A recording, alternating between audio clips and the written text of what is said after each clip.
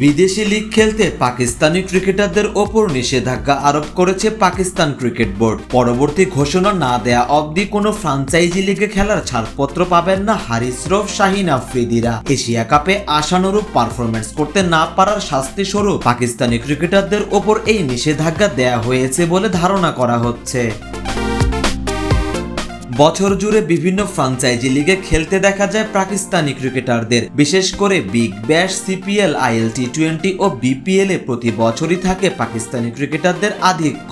হারিস রৌফ, মোহাম্মদ রিজওয়ান, বাবর আজম, শাহিন আফ্রিদিদের এসব লিগে চাহিদাও থাকে তুঙ্গে। বাবর আজম তো এবারই প্রথম দল পেয়েছিলেন বিগ ব্যাশে। তার প্রথমবারের মতো বিগ ব্যাশে খেলার আশায় এখন ঘুরে বালি। তাকে দলে ভেড়ানো সিডনি সিক্সার্সও পড়তে যাচ্ছে বিপাকে।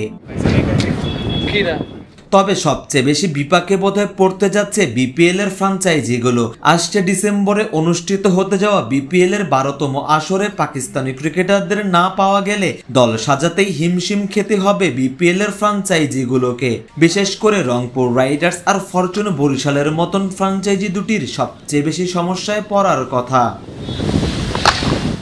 শেষ দুই আসরে এই দল দুটির সেরা পারফর্মার ছিলেন পাকিস্তানি ক্রিকেটাররা। শাহিন শাহ আফ্রিদি, ফাহিম আশরাফ, জাহানদাদ খানদের মতন ক্রিকেটাররা ছিলেন বরিশালের একাদশের নিয়মিত সদস্য। বর্তমান চ্যাম্পিয়নরা গতবারই ঘোষণা দিয়েছিল চ্যাম্পিয়ন দলের সব সদস্যদের ধরে রাখবে তারা। নিষেধাজ্ঞার কারণে বড় একটা ধাক্কাই হয়তো খাবে বরিশালের দলটি।